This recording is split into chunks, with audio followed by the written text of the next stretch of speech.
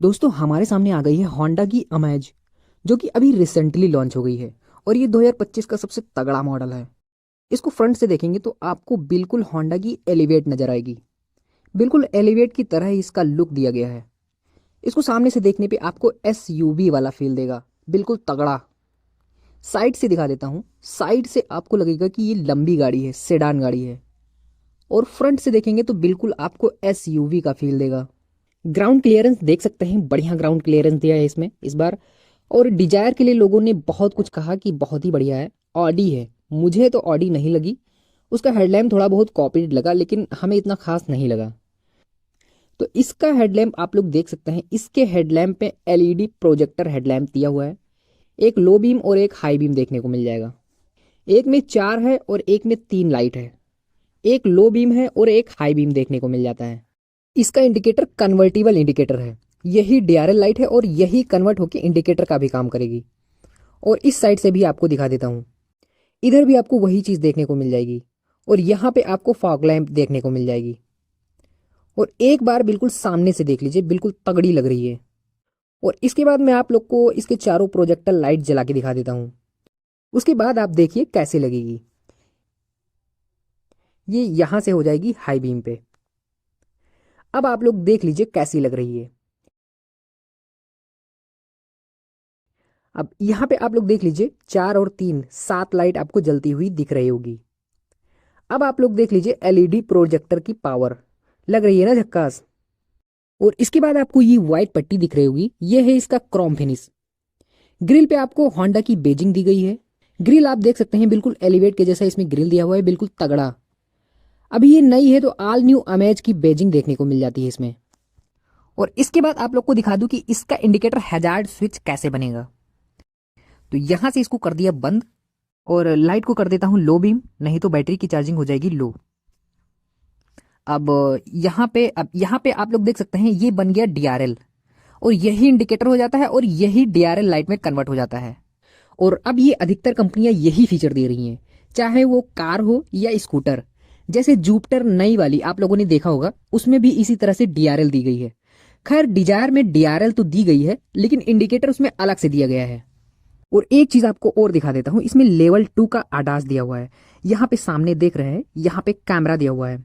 ये स्टीयरिंग को कंट्रोल करने का काम करती है। और एक चीज और दिखा देता हूं, ये आप लोग देख सकते हैं, ये साइड में भी कैमरा दिया हुआ है। और इसको मैं चालू करके दिखा देता हूं 1 मिनट।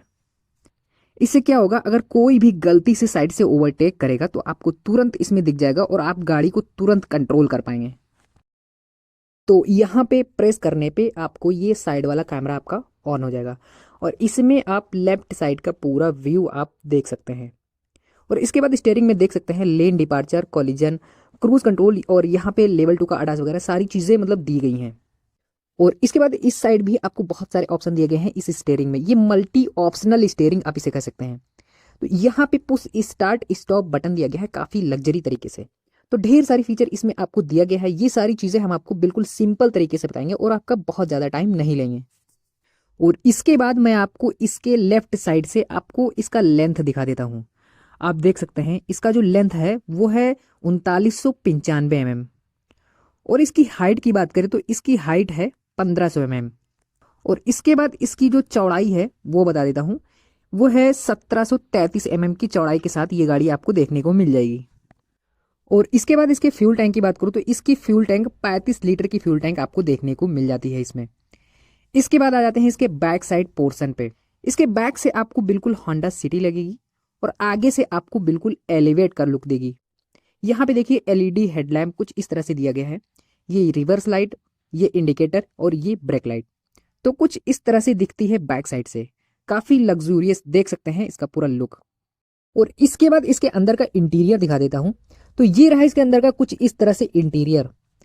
और इसके बाद इसका 8 इंच का म्यूजिक एंटरटेनमेंट सिस्टम और डैशबोर्ड कुछ इस तरह से दिख जाएगा। और इसके बाद यहाँ पे जो लाइट दिया गया है वो किसी और गाड़ी में इस तरह से नहीं दिया गया है, इतना ज्यादा प्रीमियम। और यहाँ पे जो कैमरा है इसके बारे में तो हमने बता ही दिया है। इसके बाद फिर अंदर के फीचर के बारे में बता देता हूँ, जिस चीज के बारे में नहीं बताया है। इसके बाद यहाँ पे इंजन स्टार्ट स्टॉप बटन सिर्फ इसी में इस तरह से दिया गया है। यहाँ पे एसी वेंट्स, ये finishing, traction control, headlight adjuster, fuel tank और आगे के बोनेट यहाँ से खुलते हैं। इसके बाद टेल गेट, पीछे की डिग्गी आपका यहां से खुलेगा। इसके बाद सीट एडजस्टेबल आपको यहाँ पे मैनुअल दिया हुआ है। और इसके बाद इंस्ट्रूमेंट क्लस्टर आप देख सकते हैं ये पूरी तरह से आपको डिजिटल मिलेगी। और इसके बाद इसके स्टीयरिंग में देखता हूं टिल्ट टेलीस्कोपिक है या सिर्फ टेलीस्कोपिक, तो इसमें सिर्फ टिल्ट है, बाकी टेलीस्कोपिक नहीं दिया गया है।